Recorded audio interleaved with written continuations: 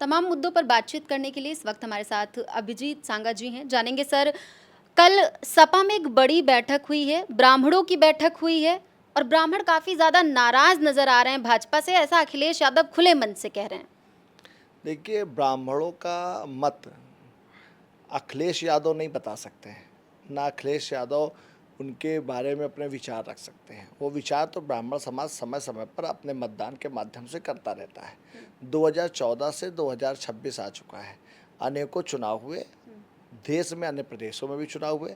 ब्राह्मणों ने हमेशा सत्य का साथ देने का काम किया है, न्याय का साथ देने का काम किया है, धर्म का साथ देने का काम किया है और भारतीय जनता पार्टी का साथ देने का काम किया है। और ब्राह्मण पूर्ण रूप से ब्राह्मणों का आशीर्वाद भारतीय जनता पार्टी के साथ है। लेकिन उनके जो विधायक वहां पर आए थे, पूर्व विधायक जो आए थे, वो भी यही कह रहे हैं कि जो ब्राह्मण है 27 में सपा के साथ जाएगा, क्योंकि ब्राह्मण जिसके साथ रहा है सत्ता उसकी बनी है। तो कह रहे हैं इस बार सारा ब्राह्मण अखिलेश यादव के साथ जाएगा। देखिए, इतिहास गवाह है, ब्राह्मण कभी आरतारियों के साथ नहीं रहा है, आक्रांताओं के साथ नहीं रहा है।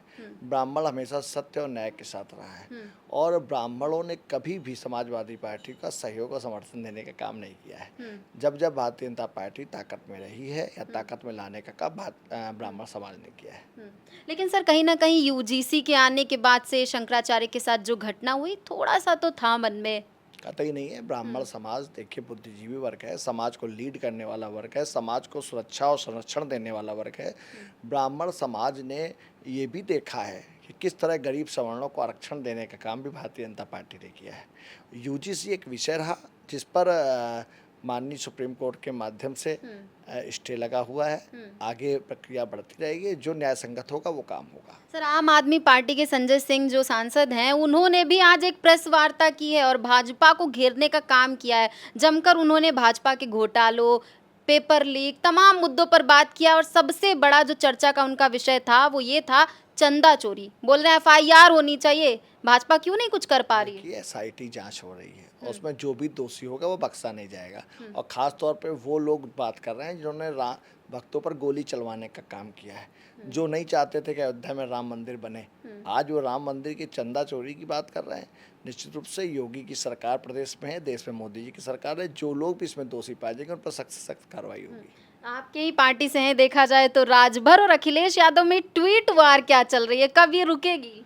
देखिए, निश्चित रूप से राजभर जी को जो अखिलेश यादव या समाजवादी पार्टी में कमियां दिखती हैं वो अपने विचार रखते हैं और उसका जवाब देने का काम अखिलेश करते हैं, फिर उनके प्रश्नों का जवाब देने का काम राजभर जी करते हैं। निश्चित रूप से इन दोनों को जनता वॉच कर रही है और समय पर अखिलेश जी को जवाब देने का काम जनता करेगी। आप पे भी तो ट्वीट किए हैं अखिलेश जी। अखिलेश जी का मुझे ऐसा लग रहा है अखिलेश जी फील्ड वर्क कम कर रहे हैं, सोशल मीडिया पे ज़्यादा वर्क कर रहे हैं। और जहाँ तक हम लोग तो देखिए ज़मीन पर काम करने वाले लोग हैं। अब तो आरोप भी लगने लगे हैं कि एसी में बैठते हैं, पीसी करते हैं और ट्वीट पे ट्वीट करते हैं। वो क्या जाने जमीनी स्तर। निश्चित रूप से आप सही कह रहे हैं। अखिलेश जी क्या जाने जमीनी वर्क, जमीन पे उतरना पड़ेगा।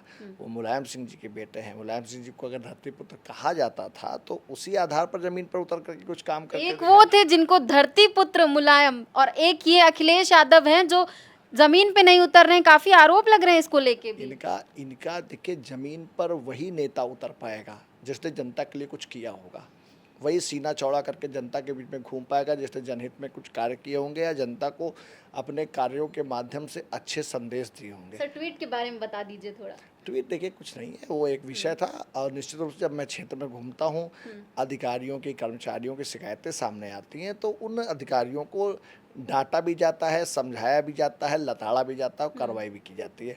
और मुझे ऐसा लगता है जब कभी किसी घूसखोर अधिकारी पर कार्रवाई या किसी आबकारी के ऊपर कोई कार्रवाई होती है तो सबसे पहले पेट में दर्द अखिलेश जी के होता है। तो काफी सोशल मीडिया पे एक्टिव रह रहे हैं, इसका मतलब तभी तो देख पा रहे हैं सब। निश्चित रूप से मुझे लग रहा है वो सोशल मीडिया पे ही एक्टिव हैं और उनको अब सोशल वर्क करने चाहिए। ज़मीन पर उतर करके देखें कि आज किस तरह प्रदेश सरकार, केंद्र सरकार की योजनाएं ज़मीन तक पहुंच चुकी हैं। जेनजीस को लुभाने का काम कर रहे हैं ना अखिलेश यादव। इनके इनके जैसे नेताओं से जेनजीस नहीं लुभाने वाला है। वो निश्चित रूप से जेनजी बहुत समझदार है और वो जानता है देश का हित किन हाथों में सुरक्षित है। तो 27 में सरकार बनेगी। निश्चित रूप से बनेगी। योगी जी तीसरी बार प्रदेश के मुख्यमंत्री बनने जा रहे हैं। विकास की बयार पूरे उत्तर प्रदेश में बह रही है। सबसे ज़्यादा एक्सप्रेसवे वाला प्रदेश हमारा उत्तर प्रदेश बन चुका है। सबसे ज़्यादा एयरपोर्ट वाला प्रदेश हमारा उत्तर प्रदेश बन चुका है।